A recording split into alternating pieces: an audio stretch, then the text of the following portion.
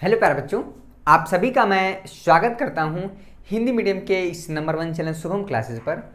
मैं सुधीर सर आप सभी को क्लास 12th में मैथमेटिक्स में हम आव्यूह पढ़ा रहे हैं। आज हम एक्सरसाइज 3.1 के सारे सवालों को हल करेंगे। इसमें टोटल नंबर ऑफ जो क्वेश्चन है वो 10 है। एक्सरसाइज 3.1 में 10 क्वेश्चन है और 200 को 200 क्वेश्चन सॉल्व हो जाएगा। इसमें परेशान होने की ज़रूरत नहीं है। कल हमने 151 लाइक का टारगेट रखा था, उसमें करीब 110 के आसपास हो चुका है। चलिए, बहुत अच्छा प्रयास। लेकिन जब तक 151 नहीं हो पाएगा, 1 मिनट हम देखते हैं थोड़ा सा इसमें क्या पड़ गया आँख में। चलिए ठीक है, तो इसमें बेसिकली आज हम सवालों को डिस्कस करेंगे। आपने पहले दिन आव्यूह की डिफिनीशन, आव्यूह का ऑर्डर यानी कोटि क्या होता है, आव्यूह के प्रकार क्या होते हैं, आव्यूहों की समानता यानी कि दो आव्यूह बराबर कब होते हैं।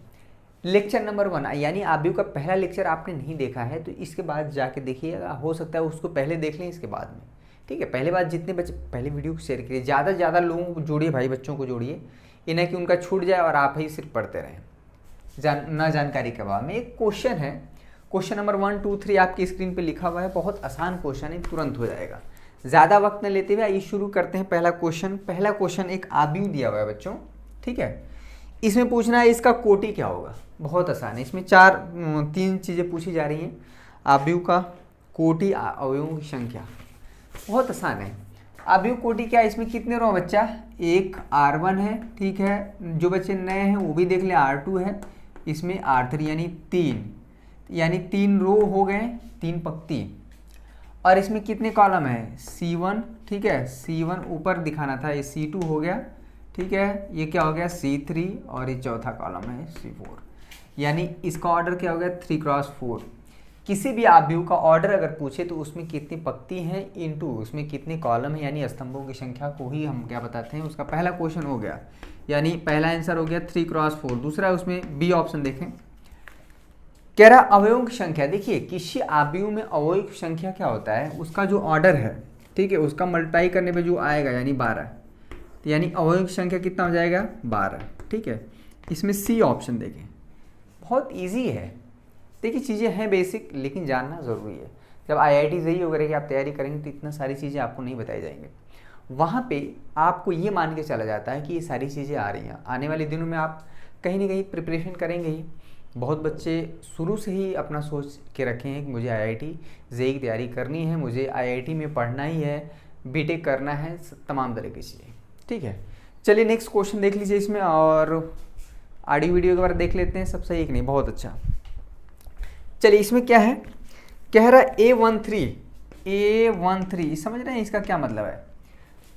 यानी फर्स्ट रो और तीसरे कॉलम पे अवयव क्या है, फर्स्ट रो और तीसरा कॉलम, ये पहला रो है और तीसरा कॉलम C1 C2 C3 क्या है, एलिमेंट 19 है, ठीक है, 19। बहुत बढ़िया। और क्या पूछ रहा है बच्चा, A21 यानी दूसरा रो पहला कॉलम, जो पहले स्थान पे है ना वो हमेशा रो को रिप्रेजेंट करता है और ये जो हमेशा कॉलम को, यानी दूसरा रो और पहला कॉलम पे क्या है, एलिमेंट 35 है।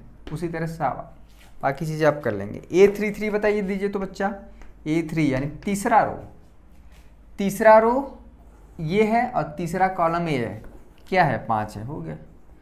तो एलिमेंट का जो पोजीशन है वो फिक्स है। क्लियर हुआ। क्वेश्चन नंबर 1 हो गया।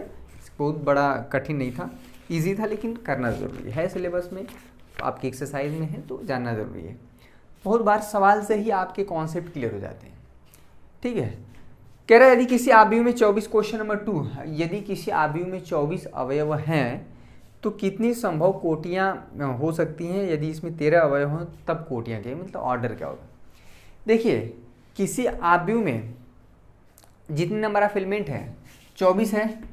एक तो मान लीजिए हमारा एक ऑर्डर हो सकता है कि एक पूरे अवयव के एक रो और 24 कॉलम में एडजस्ट करें, एक ऑर्डर ये भी हो गया।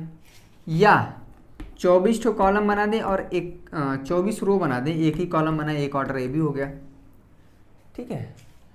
और क्या हो सकता है कि 2 रो और 12 कॉलम कर दें, ये भी हो सकता है। या 12 रो 2 कॉलम, इसमें कोई दिक्कत है नहीं। 3 रो 8 कॉलम कर देते हैं या 8 कॉलम 3 रो कर देते हैं, इसमें भी कोई दिक्कत नहीं है, ठीक है। यानी 24 का जितना फैक्टर हो सके आप करिए। अब क्या है, 4 रो और 6 कॉलम कर दीजिए, इसमें कोई दिक्कत। 6 और 4, अवयवों की संख्या हमेशा 24 बना रहना चाहिए, ठीक है। कितना पॉसिबिलिटी है, कितने ऑर्डर का हमारा अवयव बन सकता है। और क्या भाई, 8 हो गया, 12 भी हो गया, 3 4 5 5, इसकी 24 का फैक्टर जितना हो सके आप करेंगे वो हो जाएगा 1 × 24, यानी पूरे अवयव को 1 रो और 24 कॉलम में हम एडजस्ट कर दें, या 24 ठो रो बना दें और 1 के कॉलम बनाएं, ये भी हमारा संभव है। 2 × 12, 12 × 2, 3 × 8, यही पॉसिबिलिटी है, और तो हमको नहीं लग रहा है। यानी टोटल नंबर ऑफ पॉसिबिलिटी क्या है, कितने हमारा अभी बन कोटि कितना बन सकता है, 1 है, 2 है, ठीक है, 3 4 5 और 6 7 और 8, टोटल पॉसिबिलिटी हमारा 8 है। इसके आगे और संभव है क्या, 8 12 और तो संभव नहीं है, ठीक है। यही 8 पॉसिबिलिटी है, यानी 8 कोटि बन सकती हैं। अगर हम 24 अवयव हैं तो इतने ऑर्डर का हम क्या कर सकते हैं, आप भी बना सकते हैं, ठीक है। इसी में कह रहा है कि यदि मिस इसमें 13 अवयव हो तो कोटियाँ क्या, अगर 13 अवयव हैं बच्चा ना, अगर 13 अवयव तो या यही करेंगे कि 1 × 13, ठीक है, या यानी 1 रो और 13 कॉलम में पूरा अवयव को एडजस्ट कर देंगे, ठीक है, या 13 कॉलम, ये 13 रो या 1 कॉलम में कर देंगे। 13 का तो फैक्टर होगा ही नहीं, तो यही 2 पॉसिबिलिटी है, ठीक है, यही 2 पॉसिबिलिटी है। क्लियर हो गया। एक बार ऑडियो वीडियो देख लेते हैं, कोई इशू तो नहीं है, कभी कभी दिक्कत हो जाता है। बहुत बढ़िया, कोई इशू नहीं है, बहुत क्लियर दिख रहा है, ठीक है बच्चों। सभी बच्चे कमेंट करके बताएं, हम जानना चाहते हैं कि आप 12th क्लास में कितना उम्मीद रखते हैं, या कितना टारगेट आप मतलब आपके दिमाग में कि मुझे 2022 में इतना परसेंटेज लाना है। चाहे स्कूल में पढ़ाई हो, चाहे ना इस कोचिंग में पढ़ाई हो, चाहे ना हम यूट्यूब से ही पढ़ के 90+ लाएंगे, या इससे मतलब क्या आप दिमाग में रखें। हर एक बच्चों का अपना एक होना चाहिए, उसी हिसाब से पढ़ाई भी होती है। अगर 80% सोचे हैं तो 80%, ठीक है, 90 मतलब सभी बच्चे अपना एक बताएं परसेंटेज में कि हमें इतना लाना है, और ला कर रहेंगे अगर आपका साथ मिला।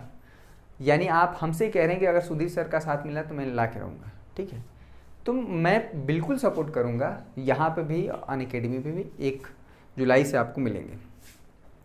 यदि क्वेश्चन नंबर 3 है, यदि अवयवों की संख्या किसी अवयव में अवयव की संख्या 18 है तो क्या क्या पॉसिबिलिटी हो सकता है, संभव कोटियाँ, यानी ऑर्डर क्या हो सकता है। एक तो यही है 1 × 18, ठीक है, फिर क्या हो सकता है 18 × 1, इसमें कोई दिक्कत नहीं, ठीक है, या 2 × 9 हो सकता है, या 9 × 2, ठीक है, 3 × 6 हो सकता है, या 6 × 3। इसके अलावा देखिए और टूटेगा और नहीं टूटेगा, ठीक है, ये पॉसिबिलिटी है। यानी इस ऑर्डर का हमारा क्या बन सकता है, आप भी बन सकता है 1 रो 18 कॉलम, या 18 रो 1 कॉलम, 2 रो 9 कॉलम हो सकता है, या 9 रो 2 कॉलम, ये पॉसिबिलिटी है, ठीक है, क्योंकि 18 एलिमेंट को तो एडजस्ट करना है। अब कोई भी अवयव, ठीक है, कोई भी अवयव अगर कल वाला वीडियो देखिए, सभी बच्चों से एक रिक्वेस्ट हम करेंगे कि सभी बच्चे अपने एक प्लेलिस्ट बनाएं। आप YouTube पे देख लें वीडियो की हाउ टू क्रिएट प्लेलिस्ट, ठीक है, यानी हम जो लेक्चर शूट कर रहे हैं आप तक पहुंचा रहे हैं, आपको एक जगह सेव कर लीजिए, उसको जब मन करे तब देखा करिए, ठीक, आपको ढूंढना नहीं पड़ेगा। ये बहुत बेनिफिशियल होता है कि आप प्लेलिस्ट आप खुद का क्रिएट कर सकते हैं, यानी ये सारी वीडियो आप अपने पास रख सकते हैं, ठीक है। जब देखेंगे तो शुभम क्लासेस पर ही आएगा, जब क्लिक करके देखने। कोई अवयव है m × n ऑर्डर का, तो उसमें अवयवों की संख्या जो बच्चा है इसमें m × n होता है, यानी इसमें जो ऑर्डर है जितने मल्टीप्लाई हो के आएगा वो हो गया, ठीक है। क्वेश्चन 1 2 3 आ गया समझ में। चलिए 4 5 6 देखिए, बहुत अच्छा क्वेश्चन है। क्वेश्चन नंबर 4 और 5 बहुत बार बोर्ड एग्जाम में पूछा गया है, कॉम्पिटिटिव एग्जाम में भी पूछा गया है। क्वेश्चन नंबर 4 5 6, ठीक है, तो पूरा एक्सरसाइज क्वेश्चन सॉल्व कर लेंगे।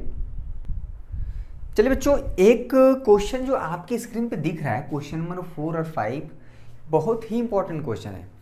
कई बार जाने अनजाने में आपके बोर्ड परीक्षा में पूछा गया है, इसलिए इंपॉर्टेंट है। देखिए कोई क्वेश्चन क्यों इंपॉर्टेंट है, क्योंकि अगर जो क्वेश्चन बोर्ड परीक्षा में पूछा जाएगा जितना बार पूछा जाएगा वो क्वेश्चन हमारे लिए इम्पोर्टेंट होगा। ठीक है, देखिए पढ़ाने के लिए सभी लोग पढ़ा रहे हैं, यूट्यूब पे या कहीं भी सभी लोग टीचर अपना प्रयास करते हैं बेहतर करने का, पर बोर्ड एग्ज़ाम में सवाल फंसाना भी एक बहुत बड़ी कला है। ठीक है, और ये पिछले 2-3 सालों में शुभम क्लासेस की पूरी टीम ने कर दिखाया है, खासकर शुभम सर ने। तो क्वेश्चन को गेस करना और उसको समझना कि किसकी आने की पॉसिबिलिटी सबसे ज़्यादा है, वो बहुत बेहतर तरह से करते। ये भी नहीं कि तुक्का मार के रात में सपना आ गया शुभम सर को या किसी को भी कि ये सवाल आ रहा है, ऐसा नहीं है।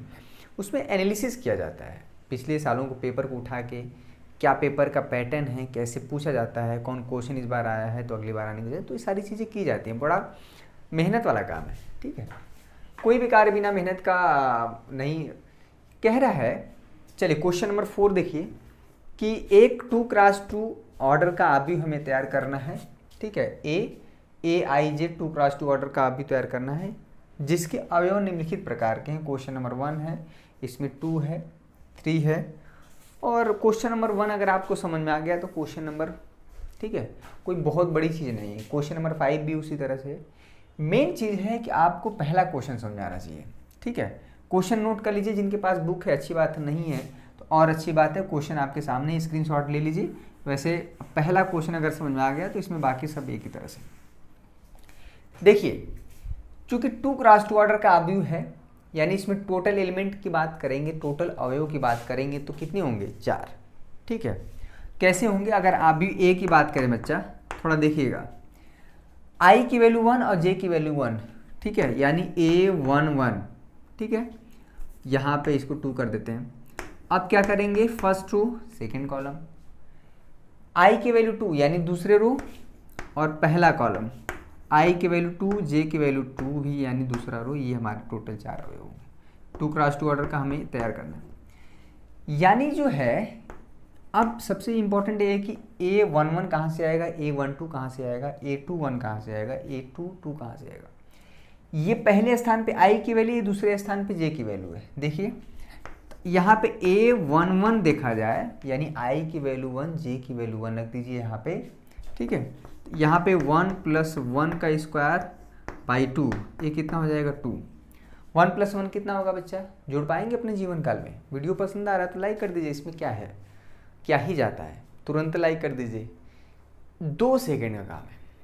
ठीक है, तनिष शर्मा कोई बच्ची है, उसका भाई बोला कि नो रिकॉर्ड फाउंड दिखा रहा है, ऐसा क्यों हो रहा है? उसमें देखें, उसमें अलग अलग चीज़ खोल के देखें, या नहीं हो तो स्क्रीनशॉट लेके भेजें, या टेलीग्राम पे भी आप हमें मैसेज कर सकते हैं, कर सकती हैं या कर सकते हैं, मुझे समझ नहीं आता है कल से।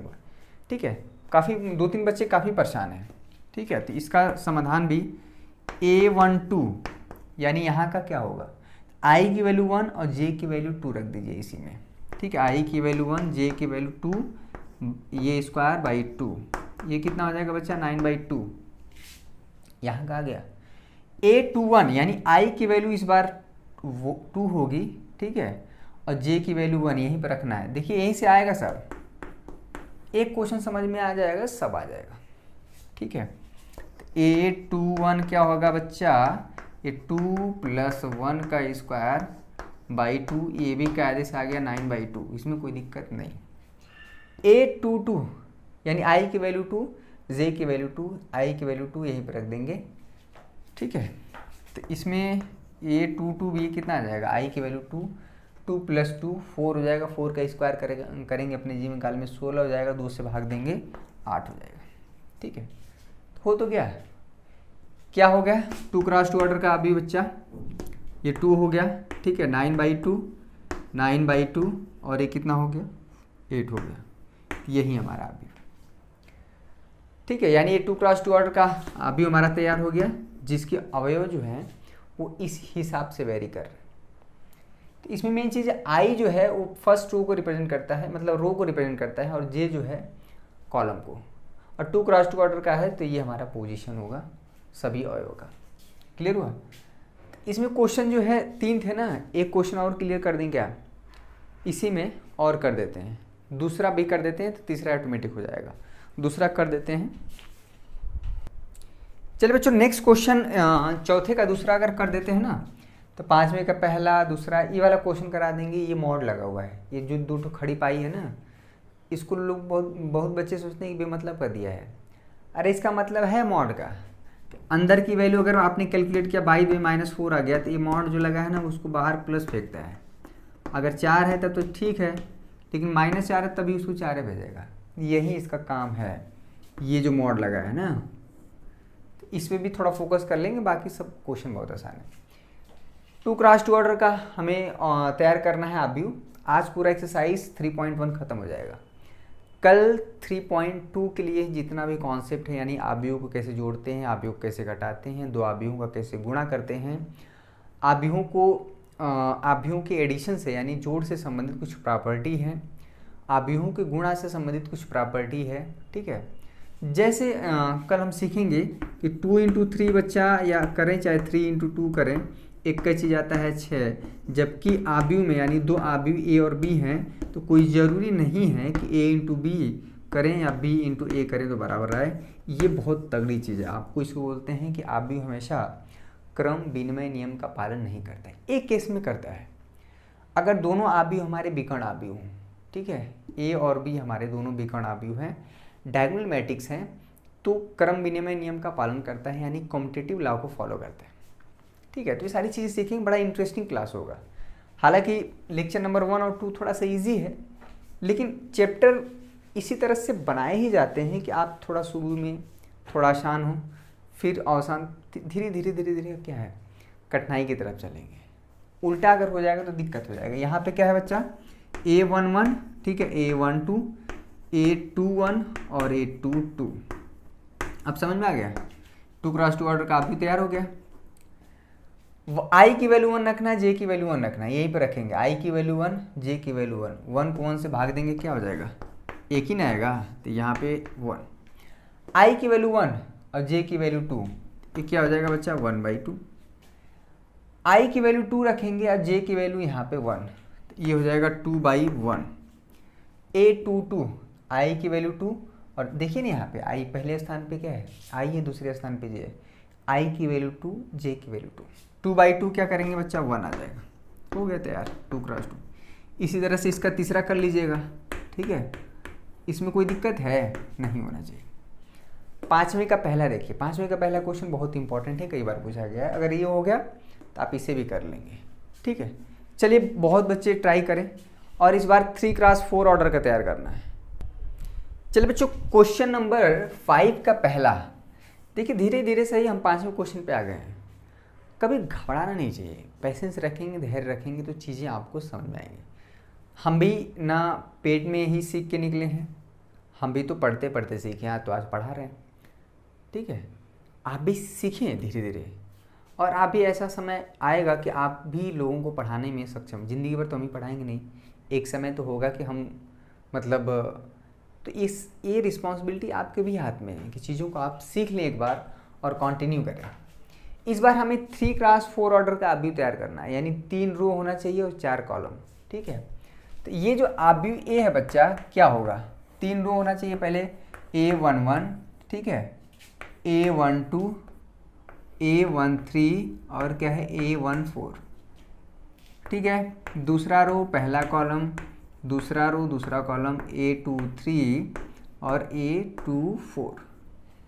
एक बार आप रो में चल रहे हैं ना, पहले स्थान पे 2, पहले स्थान पे 2, पहले स्थान पे 2, पहले स्थान पे 2, यानी कि इसमें क्या हो रहा है, रो फिक्स हो जा रहा है, यानी पंक्ति फिक्स हो जा रहा है। आ जाइए तीसरे रो पहला कॉलम, तीसरा रो दूसरा कॉलम, तीसरा रो तीसरा कॉलम, तीसरा रो चौथा कॉलम। ये हो गया 3x4 ऑर्डर का। लेकिन इंपॉर्टेंट है कि ये सब आएंगे कहाँ से। ठीक है, आप पहला क्वेश्चन, दूसरा इसको मिटा दीजिए। अगर पहला समझ में आ गया तो आप प्रैक्टिस के लिए कर सकते हैं। गणित में अगर आपको परफेक्ट बनना है तो प्रैक्टिस से ही हो सकता है। आप जितना भी थियरी, चाहे जितना भी सारी चीज़ें कर लें, अगर आपका अभ्यास नहीं है, प्रैक्टिस नहीं है, तो थोड़ा मुश्किल में आ जाते हैं। ठीक है, चलिए बहुत बढ़िया। A11 यानी इसी में I की वैल्यू 1 और J की वैल्यू 1 रखिए। A11, तो यहाँ बाहर 1/2 है। I की वैल्यू क्या बच्चा 1 है, तो -3 × 1 और प्लस J की वैल्यू भी 1 है। देखिए क्या सॉल्व करेंगे, 1/2 तो -3 + 1, अरे -3 का 1 में मल्टीप्लाई कर पाएंगे ना अपने जीवन काल में, -3 आएगा +1, -3 + 1 करेंगे क्या आ जाएगा बच्चा, -2, a 1/2 a -2, ठीक है। ये जो मॉडवा लगाया है ना, इसको मॉड बोलते हैं। यही इसका काम है कि ये जो बाहर है, अगर अंदर नेगेटिव आया तो बाहर पॉजिटिव फेंक देता है, ये 1, यानी पहले स्थान पे 1 होगा, ठीक है। देखिए हमारा तैयार हो रहा है धीरे धीरे, ये पहले स्थान पे 1 होगा। अब क्या करेंगे, a12 थोड़ा सा लेंदी होगा, यानी i की वैल्यू 1, j की वैल्यू 2, इसी में रखिए। तो a12 यहाँ पे हो गया 1/2, ये -3i की वैल्यू 1, j की वैल्यू 2, -3 + 2 -1 होगा, चूँकि मॉड लगा है तो बाहर आ जाएगा +1 और 2 से डिवाइड है तो 1/2, ठीक है। समझ में आया। a13 i की वैल्यू 1 रखना है और j की वैल्यू 3, तो -3 × 1 -3 होगा, j की वैल्यू 3, -3 + 3 0, मॉड लगा है 0 आएगा, 2 से भाग देंगे 0 ही आ जाएगा। फटाफट देखिए a14 फटाफट देख लीजिए, 1/2, देखिए -3 × i की वैल्यू 1, j की वैल्यू 4, i की वैल्यू 1, j की वैल्यू 4, -3 में 1 का मल्टीप्लाई करेंगे -3 आएगा, 4 जोड़ेंगे 1 आ जाएगा, 2 से भाग देंगे 1/2 आ जाएगा। इसी तरह तैयार करते जाइए। अब क्या करेंगे, a21 i की वैल्यू 2 और j की वैल्यू 1, i की वैल्यू अगर आपने 2 रखा, यहाँ पे मल्टीप्लाई में ना, तो 3 गुना के 6 और j की वैल्यू 1, तो -6 + 1 -5 होगा, चूँकि मॉड लगा हुआ है इसके बाहर तो +5 कर देगा, 5/2 हो गया, ठीक है, 5/2। इसी तरह से आप सब कर लेंगे, ठीक है। अगर अंदर नेगेटिव आ रहा है तो उसको पॉजिटिव कर देना है, अगर पॉजिटिव आ रहा है तो पॉजिटिव तो रहेगा ही, ठीक है। तो इस तरह से 3x4 ऑर्डर का हमारा अभी तैयार हो जाएगा। ये सब करिएगा, थोड़ा प्रैक्टिस आपको करना है। किसी ने कहा सर a34 बता दीजिए, यहाँ वाला आया वो a34, देख लीजिए क्या होगा, a34 यानी 1/2, i की वैल्यू 3 रख देना है, 9 होगा, j की वैल्यू 4, ठीक है, -9 j की वैल्यू 4, -9 और +4 कितना होगा, -5, मॉड लगा हुआ है तो +5/2 हो गया। कहीं का भी पूछेंगे मैं निकाल दूंगा, ये 5/2, 1 2 3 4 5 6 ठो बचा, आप निकालेंगे। समझ में आ गया। तो ये जो मॉड लगा है इसका काम है, इसको उतना हल्के में नहीं लेना है जितना आप सोच रहे हैं। बहुत लोगों को लगता है कि गलती से मिस्टेक नहीं, वो नहीं हो गया, प्रिंट नहीं हो गया है, गलती से मिस्टेक एक का बात हुआ। सुना तो क्वेश्चन नंबर 5 में दूसरा भी आप कर लीजिएगा, 5वें का पहला अगर क्लियर हो गया तो उसमें भी, वो तो आसान है, उसमें मॉड नहीं लगा है, ठीक है। समझ में आया, कोई दिक्कत परेशानी नहीं होना चाहिए, क्योंकि बहुत इजी वे चीज़ें चल रही हैं। क्वेश्चन नंबर 6 7 8 देखें, क्वेश्चन नंबर 6 7 8।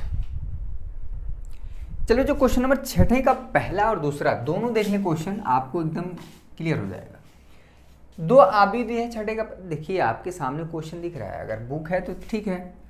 2 आव्यूह बराबर है, कल हमने डिफिनेशन, इसमें जितने भी अननोन है XYZ हमको मान बताना है। कल हमने बताया था कि 2 आव्यूह बराबर कब होते हैं। पहली कंडीशन है कि दोनों आव्यूह का कोटि बराबर होना चाहिए, इस बात से आप तो एकदम सतर्क रहिए। दूसरी चीज़ कि अगर दोनों आव्यूह के बीच में इस तरह से बराबरी का चिन्ह लग गया है तो इसका मतलब होता है कि संगत अवयव भी बराबर होते हैं, यानी पहले आव्यूह का फर्स्ट रो फर्स्ट कॉलम का अवयव जो है दूसरे आव्यूह के फर्स्ट रो फर्स्ट कॉलम के बराबर होगा। तो इससे हमारा यही कंक्लूजन निकलता है कि 4 = क्या होगा बच्चा, y होगा, 3 = z होगा। अच्छा नहीं लग रहा है तो y = 4 कर दीजिए, एक क्या बात हुआ। अच्छा नहीं लग रहा है तो z = 3 कर दीजिए। x कैसे निकलेगा भाई, x इसके बराबर होगा, x = 1, ठीक है। कोई भी अपने दिमाग से यहाँ का मान यानी जो है x का मान इसके बराबर नहीं करेगा, क्योंकि x जो है दूसरे रो पहले कॉलम पे, यानी दूसरा रो पहला कॉलम पे है, तो ये जो है दूसरे रो और पहले कॉलम के अवयव के बराबर ही होगा, ठीक है। अगर क्यों ऐसा हो रहा है भाई, क्योंकि दोनों आव्यूहों के बीच में बराबरी का चिन्ह लगा हुआ है। और 2 आव्यूह बराबर कब होते हैं, जब कोटि यानी ऑर्डर बराबर हो और साथ में उनके करस्पॉन्डिंग एलिमेंट भी इक्वल होना चाहिए। हो गया। छठवें का दूसरा देखिए x प्लस वाई, देखिए ये एक साथ है, अगर x प्लस वाई लिखा जाए 5 प्लस जेड एक साथ होगा। इक्वल टू यहाँ पे 6 है, 2 है, 5 है, 8 है, समझ में रहा है। तो क्या है, एक्स वाई जेड का मान बताना है। तो सबसे पहले क्या करेंगे, x plus y equal to किसके बराबर कर देंगे बच्चा, 6 के। ठीक है, एक इक्वेशन बन गया। अब क्या करेंगे, 5 प्लस जेड, देखिए 2 बराबर 2 तो है, ये इसमें दिक्कत नहीं है। 5 प्लस जेड कर देंगे, 5 प्लस जेड इक्वल टू 5 कर देंगे, तो यहाँ से जेड का मान क्या आ जाएगा बच्चा, 0। एक्स वाई जेड तीनों मान बताना है। ठीक है, अब क्या करेंगे कि ये जो एक्स वाई है बराबर करेंगे 8 के। ठीक है, एक्स वाई हम बराबर करेंगे 8 के। क्लियर हुआ। अब देखिए एक्स वाई इक्वल टू 8 है और x plus y equal to 6 है।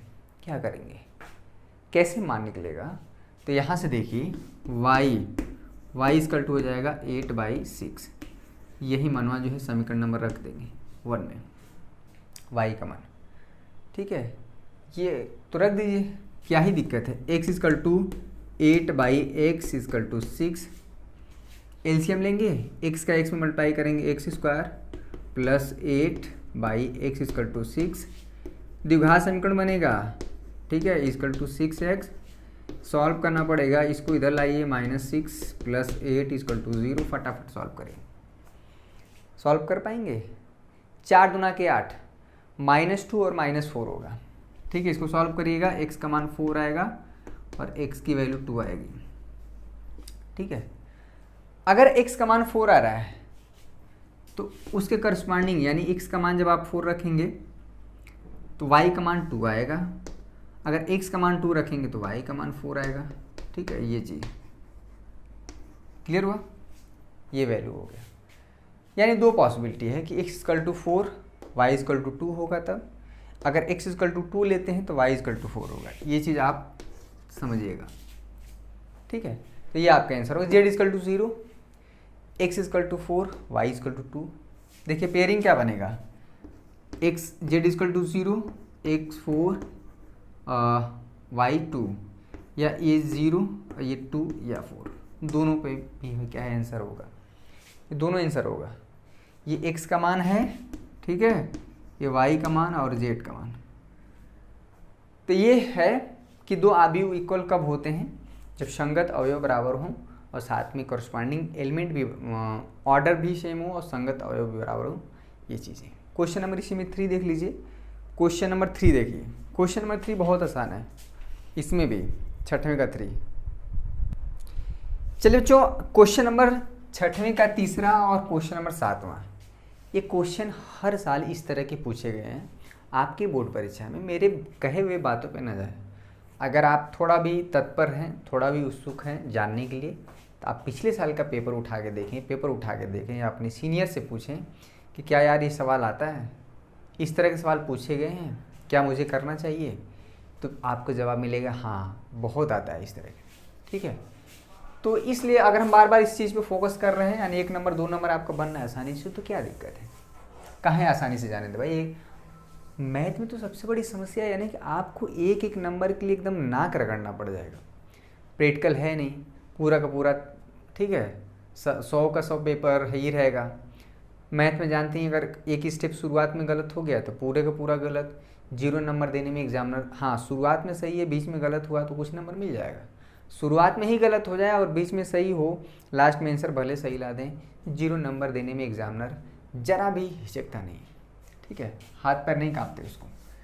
यहाँ पे एक अवयव x प्लस वाई, ये एक अवयव की तरह ट्रीट करेगा। ठीक है, ये एक तरह से है, तो अगर दो अवयव बराबर है तो क्या चीज़, इससे क्या निकल के जाएगा, हमें x y z का मान बताना है। x plus y plus z equal to 9 होगा। इसको सॉल्व करिए, क्या है इसमें, बहुत आसान है।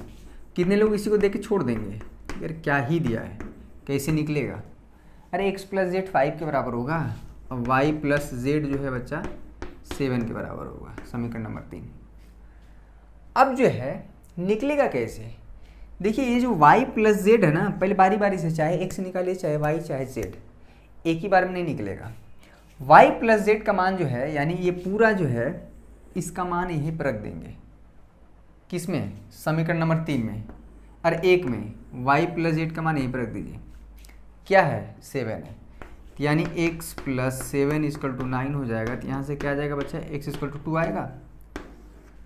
अगर x 2 आ गया तो यहाँ पर रख दीजिए, x 2 आ गया तो इसमें रखेंगे, यानी x की वैल्यू समीकरण नंबर 2 में, तो यहाँ पे हो जाएगा 2 plus z equal to 5, z आ जाएगा हमारा 3 कैसे आ गया, अरे 2 को उधर ढकेलेंगे ना, x निकल गया, z निकल गया, तो y कैसे निकलेगा। समीकरण 1 2 3 किसी में रख दीजिए, इसमें तो नहीं, इसमें इसी में रखिए। तो y z की वैल्यू 3 है इक्वल टू 7, यानी कि x equal to y equal to आ गया 4। x y z भी निकल गया, लेकिन आप ये पूरा y प्लस z एक साथ रखेंगे, या ऐसा भी हो सकता है कि x प्लस जेड, यानी x प्लस जेड को वैल्यू 5 रख के वहाँ से y का मान निकाल सकते हैं, दोनों तरह ये इजी है। y प्लस जेड एक साथ, उसका मान 7 रखेंगे, तुरंत x निकल जाए। समझ में आ रहा है, ये कैसे लगेगा, अरे कुछ नहीं बच्चा, a minus b equal to क्या कर दीजिए -1, क्लियर हुआ।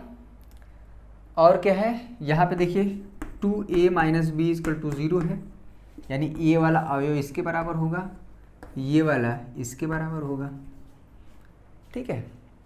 तो यहाँ से आ जाएगा 2a इक्वल टू b का मान a पर रख दीजिए, क्या 2a, तो क्या हो जाएगा a minus 2a equal to -1, यहाँ पे हो जाएगा -1, a equal to 1, a equal to 1 आ गया, तो यहाँ पर रखेंगे तो क्या निकल के आ जाएगा, 2 into 1 equal to b equal to आ गया 2। अभी तो a भी निकला है, अब क्या निकालना है, c निकालना है, d निकालना है, तो बहुत आसान है, ये वाला इसके बराबर कर देंगे, ठीक है। फटाफट करिए, 2a plus c equal to 5, a का मान क्या है 1, 2 इंटू 1, ठीक है, 2 हो जाएगा, 2 को उधर ढकेलेंगे, 5 में से 2 घटा देंगे, बकायदे इज्जत के साथ 3 आ जाएगा। अब ही नहीं बात बनी, अभी a निकला, b निकला, c निकालना है, 3c plus D equal to 13, ठीक है। क्या बच्चा, अपने कॉपी में आगे से करिएगा, 3cd इक्वल टू 13, डी की c की वैल्यू क्या है 3, 3 3 के 9, 9 को उधर ढके लेंगे, 13 में से 9 जाएगा 4, तो डी का वैल्यू आ गया 4। एक का बार आप सोचेंगे कि निकल जाए ए बी सी डी की वैल्यू, तो ऐसा नहीं होगा, बारी बारी से, ठीक है। a minus b equal to -1 किए, 2a minus b equal to 0 किए, तो यहाँ से अपना जुगाड़ लगा के a भी निकाले, जैसे निकला गया तो यहाँ c निकला, c निकला तो d निकला। कॉन्सेप्ट क्या है कि a minus b equal to कभी आप 13 के बराबर नहीं करेंगे, a माइनस बी हमेशा बराबर होगा 1 के, 2a प्लस सी बराबर होगा 5 के, क्योंकि संगत अवयव करस्पॉन्डिंग एलिमेंट बराबर होना चाहिए। क्वेश्चन नंबर 8 9, ये सब तो बहुत हलवा क्वेश्चन है।